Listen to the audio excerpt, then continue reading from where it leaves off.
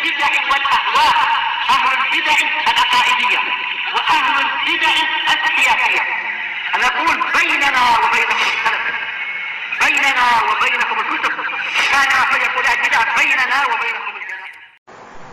بسم الله الرحمن الرحيم. الحمد لله حمدا كثيرا طيبا مباركا فيه كما يحب ربنا ويرضاه. أشهد أن لا إله إلا الله وحده لا شريك له، وأشهد أن محمدا عبده ورسوله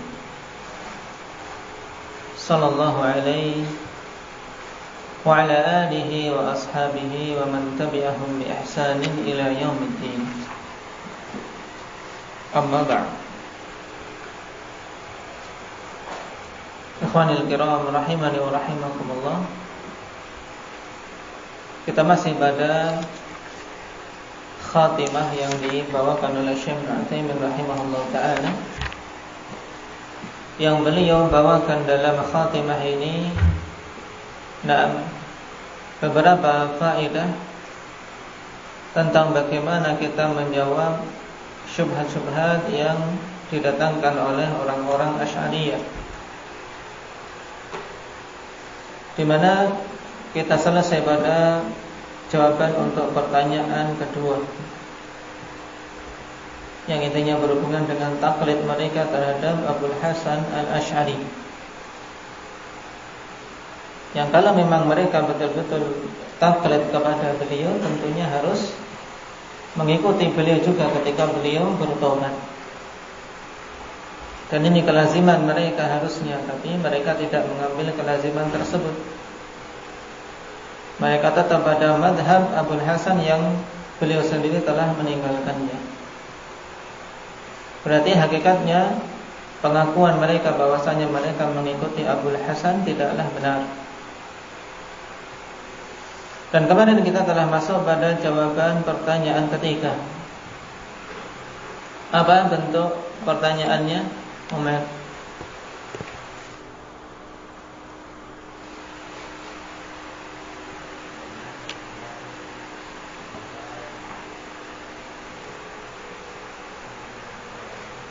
Bagaimana kalian mengingkari mazhab Asy'ariyah dan menghukuminya batil, padahal yang mengikuti mazhab tersebut adalah deretan para ulama-ulama besar. Ini ringkasnya. Dan kemarin kita membaca jawaban yang pertama. Intinya bagaimana, Arif?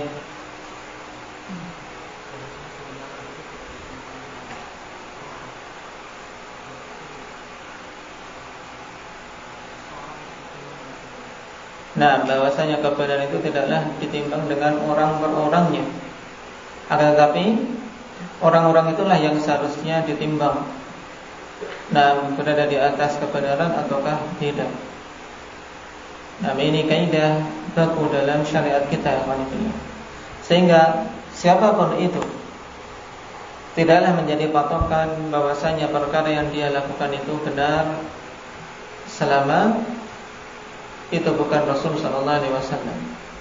Bagaimana perkataan Imam Malik, kullun yu'khadhu min qawlihi wa yada' ghaira sahibi hadzal qabr.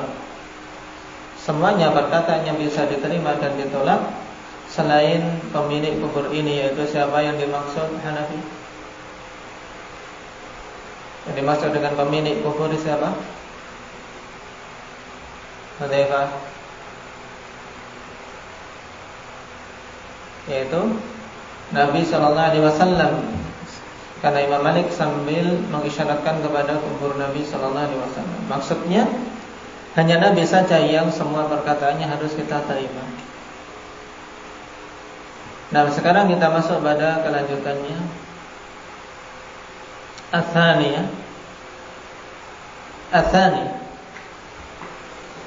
annana idza qabalna rijala alladzina ala tariqil asy'ariyah birrijali alladzina hum ala tariqis salaf, wajadna fi hadhihi at-tariqi man hum ajallu wa aqdamu wa ahda wa aqwamu min alladzina ala tariqil asy'ariyah. Sungguhnya kita, kalau kita bandingkan orang-orang yang berada di atas jalan akidah Asy'ariyah dengan orang-orang yang mereka itu berada di atas jalan Salafiyah, maka kita akan dapati dalam jalan manhaj salaf tersebut orang-orang yang lebih mulia dan lebih besar serta lebih mendapatkan petunjuk dan lebih lurus jalannya daripada orang-orang yang berjalan di atas mazhab Asy'ariyah. Ini kalau mau lihat orang per orangnya. Fal a'immatul arba'atu ashabul madhahibi al-matbu'ati laisu ala tariqil Asy'ariyah. Nah, sebab para imam arba'ah, pemilik madhab yang diikuti oleh banyak manusia, mereka tidaklah berada di atas metode Asy'ariyah dalam berakidah. Wa idza rataqaita ila fawqihim minat tabi'in lam tajidhum ala tariqil Asy'ariyah. Dan kemudian apabila engkau naik lagi ke generasi di atas generasi a'immah arba'ah, yaitu generasi tabi'in, engkau pun tidak akan mendapati mereka yang berpemahaman Asy'ariyah. Kenapa? Karena Abul Hasan datang setelah apa? Setelah zaman tabi'in. Nah, jelas setelah zaman tabi'in, yaitu dalam artian di zaman tabi'in tidak ada pemahaman Asy'ariyah. Sehingga mana mungkin mereka mengikuti Abul Hasan al-Asy'ari. Wa idza alauta ila asri sahabati wal khulafa'il arba'ah ar-rasyidin lam tajid fihim man hadha hadwal asy'ariyati fi asma'illahi ta'ala wa sifatihi wa ghairihima mimma kharaja bihi al-asy'ariyatu an tariqis salaf. Kemudian bila engkau naik lagi ke generasi para sahabat dan khalifah yang 4 yang mendapatkan petunjuk, maka engkau tidak akan mendapati pada mereka itu seorang pun yang berjalan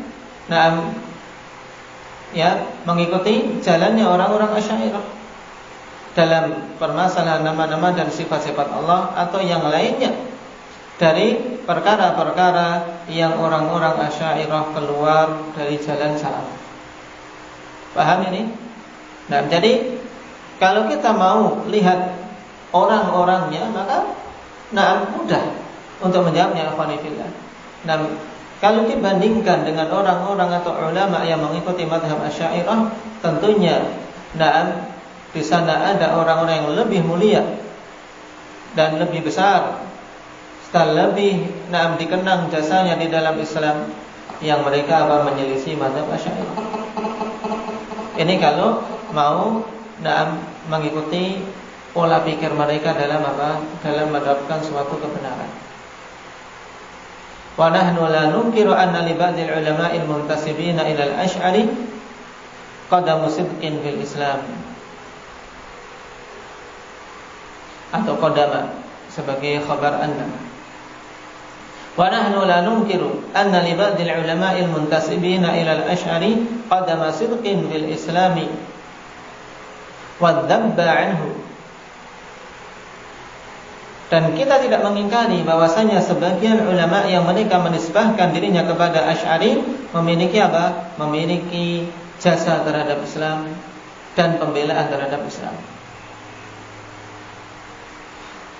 Wal inayata bi kitabillah ta'ala wa bi sunnati rasulih sallallahu alaihi wasallam riwayatan wa dirayah. Dan kita pun tidak mengingkari kalau mereka memiliki perhatian terhadap kitab Allah dan sunnah Rasul sallallahu alaihi wasallam, baik secara periwayatan maupun pemahaman makna.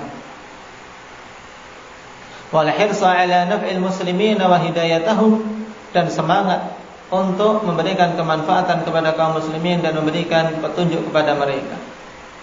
Kita tidak mengingkari itu semua. Walakin hadza la yastalzimu ismatahum minal khata'i fima akhtau fi. Akan tetapi hal ini tidaklah melazimkan terjaganya mereka dari kesalahan pada perkara-perkara yang mereka memang salah padanya. Walaupun mereka punya jasa, bukan berarti mereka tidak salah. Ini maksudnya. Taib. wala qabula qaulihim fi kulli ma qalu, tidak pula melazimkan untuk menerima perkataan mereka pada semua apa yang mereka katakan. Wala yamna'u min bayani khata'ihim wa raddih lima fi dzalika min bayanil haqqi wa hidayatil khalq. Dan tidak pula pengakuan kita bahwasanya sebagian ulama-ulama itu memiliki jasa dan memiliki semangat dalam memperjuangkan Islam, ya. Kemudian hal tersebut tidaklah melazimkan untuk apa? Untuk menghalangi kita menerangkan kesalahan-kesalahan dan membantah mereka. Karena pada bantahan terhadap suatu kesalahan, menjelaskan terhadap suatu kesalahan, itu merupakan apa? Penjelasan terhadap al-haq dan memberikan petunjuk kepada manusia. Kalimat yang baru saja kita baca ini akhwanifillah penting untuk mendudukkan kepada pemahaman kaum muslimin bahwasanya mengingkari suatu kesalahan akhwanifillah itu bukanlah perkara yang tabu di dalam Islam. Bahkan apabila kesalahan itu adalah kesalahan sifatnya meluas, itu termasuk usaha untuk menjelaskan al-haq dan sebagai bentuk nasihat kepada umat. Dan kemuliaan seorang alim serta besarnya jasa dia terhadap Islam tidaklah mengharuskan kemudian dia seorang yang maksum. Ini harus dipahami. Yang namanya manusia setinggi apapun ilmunya tidak akan luput dari kekeliruan. Cuman kekeliruan itu ikhwanifillah terkadang ada yang mengharuskan untuk dijelaskan kepada umat dikarenakan apa? Bahayanya kalau didiamkan, seperti diantaranya pemahaman Asy'ariyah ini. Karena begitu meluas. Atau hal-hal yang lain yang kalau didiamkan akan menimbulkan mafsadah besar. Qala wala nunkiru aidan anna li ba'dihim qasdan hasanan fima dhahaba ilaihi wa khafiya alaihi al-haqqu fi. Dan kita tidak mengingkari juga bahwasanya sebagian mereka memiliki niatan yang bagus pada perkara yang mereka berpendapat dengannya, dalam keadaan tertutup atas dirinya kebenaran di dalam perkara tersebut. Jadi dia punya niatan baik, tapi apa? Tidak mendapatkan taufik untuk mengetahui kebenaran. Dan ini banyak sekali, Pak. Kondisi orang-orang yang seperti ini tidak sedikit. Yaitu niatannya baik, tapi ternyata tidak mendapatkan taufik sehingga jatuh dalam bid'ah. Walakin la yakfi liqabulil qaul husnu qasdi qailihi wala bal la budda an yakuna muwafiqan li syariatillah. Ini kalimat yang sangat bagus yang perlu dicamkan. Yaitu apa? La yakfi liqabulil qauli husnu qasdi qaili. Tidak cukup untuk diterimanya suatu perkataan sekedar apa bagusnya niat orang yang mengatakan. Ini harus diingat-ingat, teman-teman. Jadi untuk kita terima perkataan seseorang, tidak cukup niatku bagus. Tidak.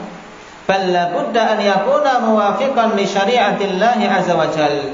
Bahkan mesti untuk bisa diterima perkataan tersebut mesti adanya kecocokan dengan apa? Dengan syariat Allah Subhanahu wa taala. Fa in kana mukhalifan laha wajaba radduhu ala qailihi kainan man kan. Maka apabila pendapat dia atau perkataan dia menyelisihi syariat Allah Subhanahu wa taala, maka wajib untuk ditolak dan wajib untuk dibantah atas orang yang mengatakannya, siapapun dia. Liqaulin Nabi sallallahu alaihi wasallam, "Man 'amila 'amalan laisa 'alaihi amruna fa huwa raddun." Siapa saja yang beramal dengan suatu amalan yang tidak termasuk dalam syariat kami. Laisa alaihi amruna ay laisa alaihi syari'atuna. Yang syariat kami tidak berada di atasnya, maka amalan tersebut tertolak. Demikian pula semua pendapat yang tidak di atas syariat kami, maka pendapat tersebut tidak boleh diterima, harus ditolak. Ini maksudnya. Walaupun niatannya apa? Niatannya baik. Tapi ketika munculnya dalam bentuk suatu pendapat dan perkataan yang tidak baik di dalam syariat, ya tidak boleh kemudian kita terima gara-gara niatannya saja. Ini wajib untuk dipahami dengan benar. Thumma in kana qailuhu ma'rufan bin nasihati was-sidqi fi talabil haqqi u'tadira anhu fi hadhihi al-mukhalafah wa illa umila bima yastahiquhu bi su'i qasdihi wa mukhalafatihi. Kalau tadi paragraf sebelumnya akhwanifillah berhubungan dengan apa? Dengan perkataannya, dengan pendapatnya. Paham? Jadi kalau perkataan itu menyelisih syariat harus ditolak. Sekarang dengan orang yang mengatakannya harus dibedakan apa? Harus dibedakan mensikapi suatu pendapat dengan mensikapi orang yang berpendapat dengan perkataan tersebut. Kalau berhubungan dengan orangnya, maka dikatakan oleh Syekh di sini, "Tsumma in kana qailuhu." Kemudian apabila orang yang mengatakan tersebut ma'rufan bin nasihati wasidqi fi talabil haqq, dia dikenal dengan apa? Nasihat dan kejujuran dalam mencari kebenaran. Nah, bagaimana ini? Kita mensikapi kesalahan yang muncul dari seorang yang dikenal nasihatnya. Maksudnya nasihat apa? Dikenal usaha untuk mencapai kebaikan di dalam Islam. Dan dikenal kejujurannya dalam mencari kebenaran, tapi terjatuh dalam kesalahan. Bagaimana kita mensikapinya? Kalau kesalahannya jelas tidak bisa diterima, ya kan? Kemudian orangnya u'tadira anhu fi hadhil mukhalafah. Dia diberi udzur. Nah, diberi udzur pada penyelisihan ini. Wa illa, dan jika tidak, maksudnya jika tidak apa ini? Jika tidak apa? Maksudnya apa Zaid?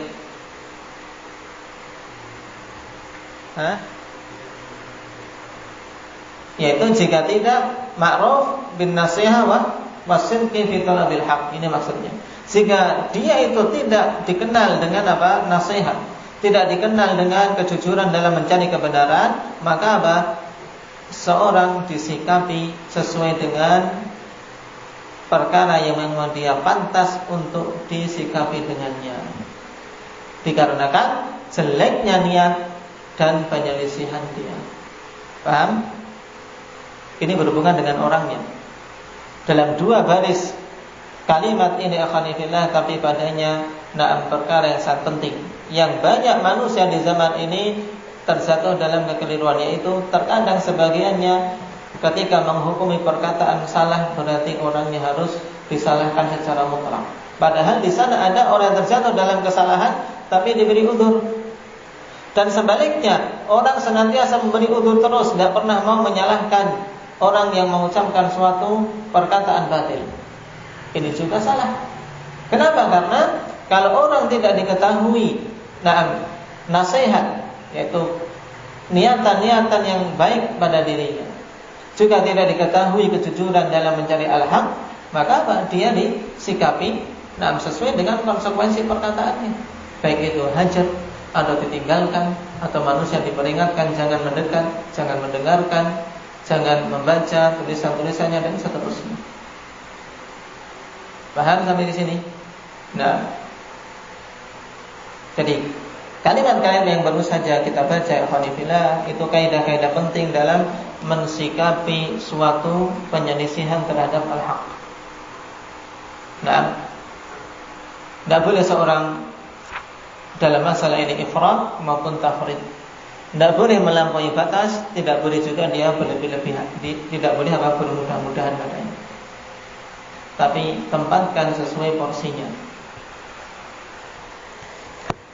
Fa in qala qa'il hal tukaffiruna ahla ta'wili aw tufassiqunahum?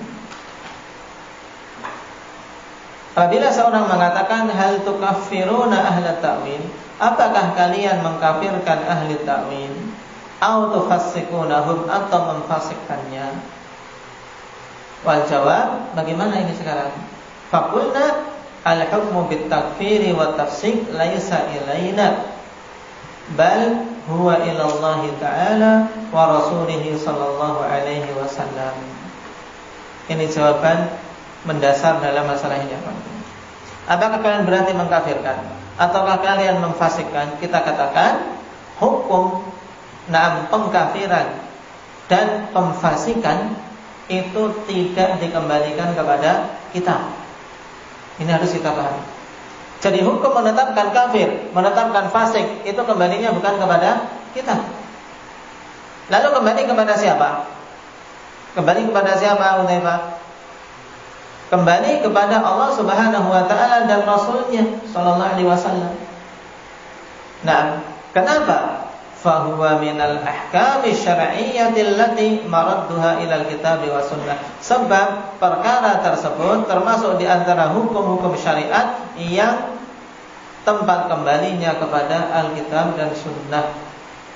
Fayajibut tatabbutu fihi ghayat tatabbut fala yukaffiru wa la yufassiqu illa man dalla al-kitab wa sunnatu ala kufrihi aw fisqihi. Sehingga wajib untuk betul-betul tasabbut. Nah, dengan sebenar-benarnya. Yang dimaksud dengan tasabbut apa? Yaitu mencari apa? Kebenaran secara pasti. Mencari penguat atas berita yang sampai. Sehingga betul-betul yakin itu benar. Ini makna mudah dari at-tasabbut. Harus tasabbut, mencari kebenaran berita yang sampai kepadanya, sehingga dia tidak boleh untuk mengkafirkan, tidak pula memfasikkan, kecuali orang-orang yang memang Alkitab dan Sunnah menunjukkan tentang kekufuran dan kefasikannya. Wal aslu fil muslimi al-zahiril adalati baqa'u islamihi wa baqa'u adalatihi hatta yatahaqqaqa zawalu dhalika anhu bi muqtadad dalil syar'i. Dan yang merupakan hukum asal pada seorang muslim yang bagaimana? Ini pahami kalimat-kalimat ini detail ya, Pak. Pahami yang ngantuk, yang yang safar, yang tidak hadir, hatinya pahami. Konsentrasi. Perhatikan, Nabi, anta ma'ana ma'al jin? Perhatikan. Wal aslu fil muslim adh-dhahiril adalati. Atau apa?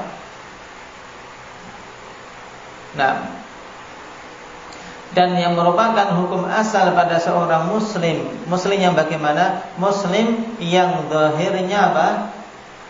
Zahirnya adil. Baik.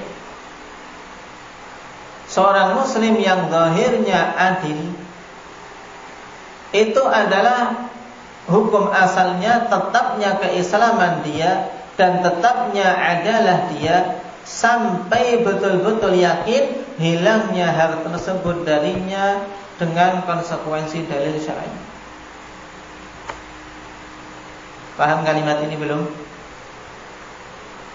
Jadi sekarang hukum asal seorang muslim itu bagaimana? Kalau kita mengetahui seorang muslim sekarang, ada fulan muslim, dan muslim ini penampakan dia secara zahir adalah seorang yang memiliki adalah. Yang dimaksud dengan adalah di sini adalah apa?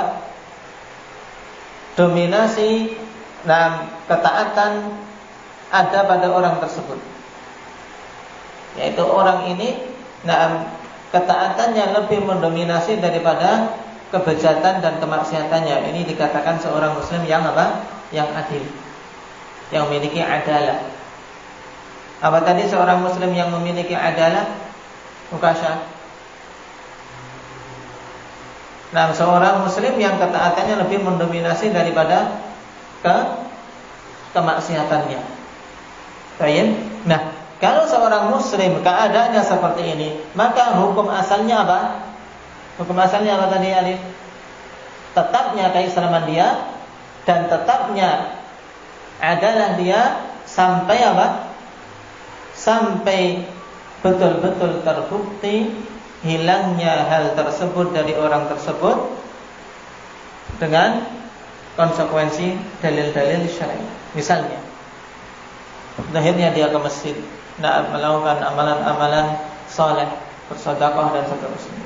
Tidak boleh kita hukumi fulan kafir atau fulan fasik sampai betul-betul yakin dia telah keluar dari hukum asal tadi. Misalnya yakin ternyata dia ketika di rumah melakukan ritual penyembahan terhadap jin.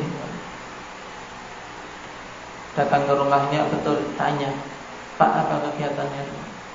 Ditunjukkan kamarnya khusus ini. Yang saya lakukan setiap malam Jumat, bahkan kemenyan ini dan itu. Jelas ini, jelas tidak seperti ini? Jelas karena dia ngaku sendiri. Mengaku sendiri. Berarti kalau demikian kita hukum sesuai konsekuensi dalil syar'i bahwasanya dia telah melakukan kesyirikan. Paham? Qala wala yajuzu tasahulu fi takfirihi aw tafsiqihi. Maka tidak boleh untuk bermudah-mudahan dalam mengkafirkan dia dan dalam memfaksikkan dia, dihukumi fulan fasik. Kenapa? Li'anna fi dzalika mahdhuraini 'azimain. Dikarenakan pada bermudah-mudahan untuk menghukumi kafir, menghukumi fasik, ada dua perkara yang dilarang yang besar kerusakannya. Tayyib, ahadihima yang pertama, iftira'ul kadhib 'ala Allah Ta'ala fil hukm, yaitu mengada-adakan kedustaan atas nama Allah pada penetapan hukum. Kenapa, ikhwan? Karena orang ini tidak dihukumi dalam syariat Allah kafir, dihukumi kafir, dia tidak. Berarti kita mengada-adakan hukum atas nama Allah. Wa 'alal mahkumi 'alaihi fil wasfil ladzi nabazahu fi. Dan juga mengada-adakan kedustaan atas orang yang dihukumi pada sifat yang dituduhkan kepadanya. Karena apa? Yang dihukumi enggak kafir kok kita tuduh kafir. Berarti kita apa?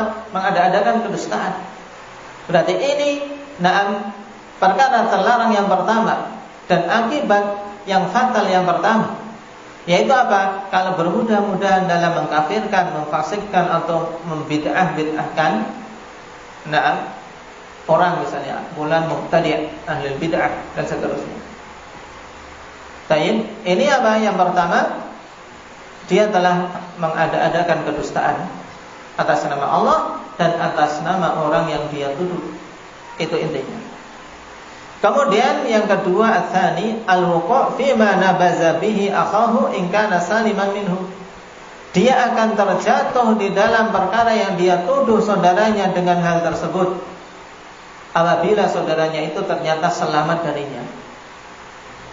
Jadi tuduhan itu akan apa? Kembali ke arah dirinya sendiri. Ibarat bumerang yang dia lempar ternyata memukul kepalanya sendiri. ففي صحيح مسلم عن عبد الله بن عمر رضي الله عنهما أن النبي صلى الله عليه وسلم قال إذا كفر الرجل أخاه فقد باء بها أحدهما وفي رواية إن كان كما قال وإلا رجعت عليه. Dalam hadits Abdullah bin Umar radhiyallahu anhuma bahwasanya Nabi sallallahu alaihi wasallam bersabda, apabila seseorang mengkafirkan saudaranya maka sungguh pengkafiran tersebut akhwanillah akan kembali kepada salah satu dari keduanya. Apabila memang saudaranya itu betul-betul kafir, maka betullah hukum yang dia katakan, Tapi jika tidak betul-betul kafir, maka kembalilah dosa penghukuman itu kepada orang yang menuduh. Ini maksud wa illa raja'an alaih. Pahami? Jadi yang kembali bukan kemudian orang itu jadi kafir, enggak. Karena sebagian memahami itu, dan seorang harus melihat kalam dari para pensyarah hadis. Maksudnya jika yang dihukumi kafir itu memang kafir, jelas, berarti benar.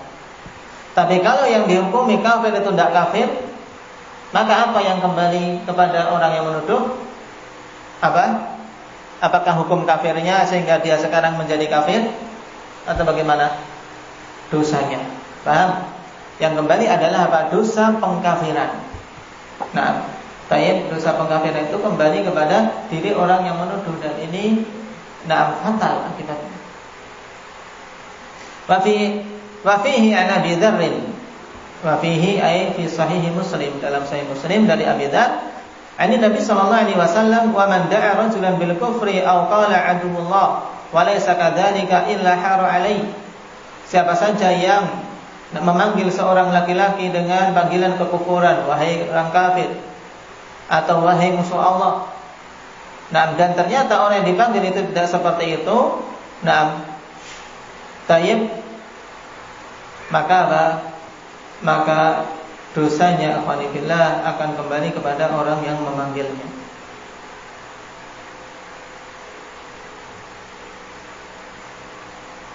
Fa'ala hadza fayajibu qabla al-hukmi 'ala al-muslimi bi kufrin aw fiskin an yanzura ila amrayn. Dan insyaallah diambil pada pertemuan berikutnya. Yang sekarang betul diingat-ingat beberapa kalimat tadi yang antum baca kembali, pahami akhwanillah, pahami. Yang sering kalau ditanya masih lihat, ditanya masih nyari-nyari, ya, ini dibaca sekarang. Di murojaah, mana yang kita ingkari dari apa? Dari suatu pendapat. Kemudian bagaimana kita mensikapi orang yang berpendapat salah. Kemudian bagaimana pengkafiran dan pemfasikan itu. Seputar hal tersebut dan syubhat yang apa? Yang disampaikan di sini. Pahami dengan baik. Tayyib, barakallahu fikum. Nakfi bihadza walhamdulillah.